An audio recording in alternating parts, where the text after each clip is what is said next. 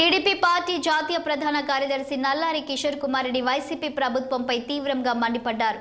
గత 5 ఏళ్లుగా వైసీపీ ప్రభుత్వం దాచుకోవడాలు, ప్రతిపక్షాలపై అక్రమ కేసులు నమోదు చేసి ఇబ్బంది పెట్టడం తప్ప చేసిందేమీ లేదంటూ విమర్శించారు.